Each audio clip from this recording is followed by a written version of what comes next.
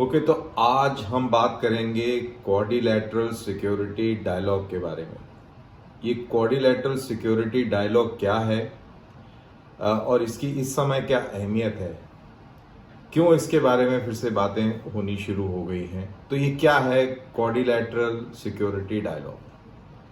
तो आपको बताऊं कि 2007 में अमेरिका, जापान, ऑस्ट्रेलिया और हिंदुस्तान, इन 4 शक्तियों ने मिलकर इस डायलॉग की शुरुआत करी थी।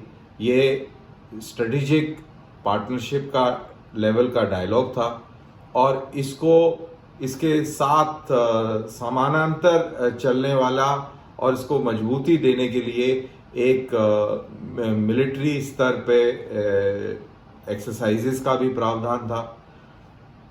पहले से मालाबार एक्सरसाइज चली आ रही थी हिंदुस्तान में,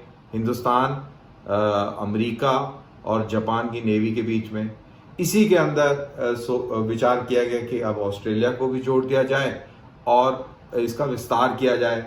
तो जो स्ट्रेटेजिक जो डायलॉग था, ये जो क्वाड्रिलैटरल जो डायलॉग होना था, इसके अंदर इंफॉर्मेशन एक्सचेंज, जाहिर सी बात है, strategic information, economic information, intelligence level की इंफॉर्मेशन, इस प्रकार की इंफॉर्मेशन एक्सचेंज होनी थी और जमीन के ऊपर मिलिट्री एक्सरसाइज मालाबार होनी थी। तो 2007 में ये एक्सरसाइज हुई भी और ये एक्सरसाइज ये क्वाड के 4 मेंबर और साथ में सिंगापुर मिलके और इन लोगों ने एक ये नेवल एक्सरसाइज करी। इसका बहुत विरोध हुआ, चाइना ने बहुत विरोध किया और इस विरोध के चलते कुछ और परिस्थितियां भी बदली। ऑस्ट्रेलिया के अंदर अब एक नए प्रधानमंत्री आ गए थे, केविन रड। उनको ये क्वाड डायलॉग कुछ पसंद नहीं आया, तो उन्होंने अपना हाथ खींच लिया।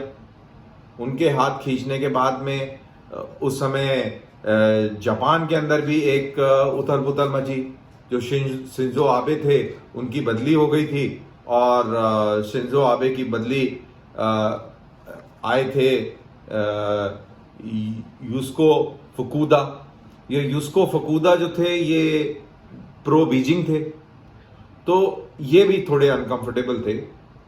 और 2007 में मनमोहन सिंह भी चाइना गए और उनके साथ में, चीनियों के साथ में मुलाकात करने के बाद मनमोहन सिंह ने ये बोला कि हमारे लिए हिंदुस्तान और चाइना का जो रिलेशन है वो ज़्यादा अहम है। तो बेसिकली इंडिया भी घबरा गया और ऑस्ट्रेलिया भी अपने जो आर्थिक हितों के चलते उसको ये पसंद नहीं आया, उसने भी अपना हाथ खींच लिया। जापान में प्रो बीजिंग सरकार आ गई शिंजो आबे के बाद में, तो वो भी रिलक्टेंट हो गए। और जो चाइनीज की जो ये प्रोटेस्ट थी, जो उनका दबाव था इस क्वाड्रिलैटरल सिक्योरिटी डायलॉग के चलते, वो सफल हुआ और ये क्वाड्रिलैटरल सिक्योरिटी डायलॉग एक तरीके से खत्म हो गया। अब 2019 से ये फिर से बातें शुरू होने लग गई कि इसको दोबारा रिवाइव किया जाए। शिंजो आबे ने इस चीज में पहल करी और अपने काउंटर पार्ट मॉरिसन साहब, जो कि ऑस्ट्रेलिया के जो प्रधानमंत्री हैं, उनसे उन्होंने बात करी और बात करने के बाद में उन्होंने ये इच्छा जाहिर करी कि इसको रिवाइव किया जाए। फिर इसी साल जुलाई 7 को, मेरे ख्याल से जून 7 को, प्रधानमंत्री नरेंद्र मोदी और मिस्टर मॉरिसन के बीच में एक वर्चुअल समिट हुआ और इसके चलते ये कयास और लगाए जाने लग गए कि अब क्वाड्रिलैटरल के अंदर ये जो क्वाड डायलॉग है, इसको दोबारा रिवाइव किया जाएगा और इसमें ऑस्ट्रेलिया फिर से शामिल होगा। और अब बातें ये चल रही हैं कि ऑस्ट्रेलिया को फॉर्मली इनवाइट किया जाए एक्सरसाइज मालाबार में, जो कि अब पैसिफिक में होगी इस साल। तो एक्सरसाइज मालाबार एक बारी पैसिफिक में होती है जापान की अगुवाई में और एक बारी बे ऑफ बंगाल में होती है हिंदुस्तान की अगुवाई में। तो इस बारी पैसिफिक की है और जापान की अगुवाई में होगी।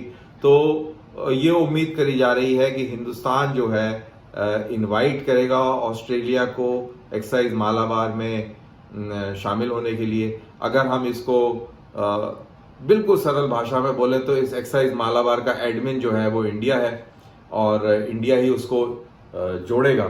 तो ये एक मैसेज जो है, और जो शुरुआती दौर में 2007 में भी जब ये क्वाड बना था, तो ये बेसिकली चाइनीज जो इकोनॉमी का जो पुश था पूरे इलाके में उसको काउंटर करने के लिए, और जो मिलिट्री लेवल पर जो उसकी दादागिरी थी उसको भी सीमित करने के लिए ये क्वाड्रिलैटरल सिक्योरिटी डायलॉग शुरू किया गया था 2008 में। वो बात और है कि ये अपने आप रद्द हो गया और अब उसको दोबारा रिवाइव करने की कोशिश करी जा रही है। ये ऐसे मौके पर करी जा रही है जब चाइना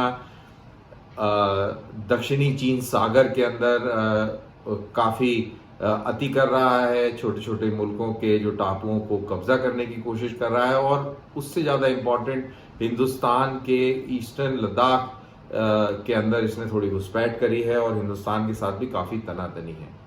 उधर अमेरिका जो है वो काफी बौखलाया हुआ है चाइना के रवैये से। जिस प्रकार से चाइना का रवैया कोरोना को छुपाने में और दुनिया को आगाह करने में जिस तरीके से उसने देरी करी, जिसकी वजह से आज अमेरिका के अंदर हजारों की तादाद में लोगों ने जान गंवा दी है। तो अमेरिका भी काफी बौखलाया हुआ है और अब ये सारे के सारे मिलकर चाइना को काउंटर कर रहे हैं। और इसी के चलते अब ये जो क्वाड्रिलैटरल सिक्योरिटी डायलॉग था जो रद्द हो गया था, अब इसकी दोबारा रिवाइवल की बातें हो रही हैं। अभी देखना यह है कि क्या हिंदुस्तान ऑस्ट्रेलिया को एक्सरसाइज मालाबार के लिए इनवाइट करता है या नहीं। मेरा मानना है कि वो 100% इनवाइट करेगा और ना ही ऑस्ट्रेलिया को इनवाइट करेगा, बट हिंदुस्तान अब धीरे धीरे तिब्बत के बारे में भी बात करना शुरू करेगा।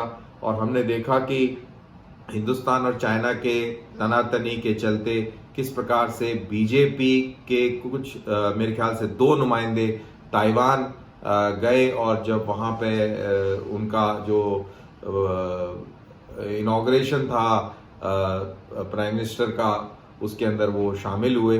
तो हिंदुस्तान वो वन चाइना पॉलिसी को भी चैलेंज कर रहा है। तो ये सब देखते हुए ऐसा लगता है कि इंडिया ऑस्ट्रेलिया को एक्सरसाइज मालाबार के लिए पक्का इनवाइट करेगा और ये जो क्वाड्रिलैटरल सिक्योरिटी डायलॉग है, जिसको एशिया का नेटो भी कहा जाता है, इसका रिवाइवल होगा और ये बहुत मजबूती से अब चाइना के सामने खड़ा नजर आएगा।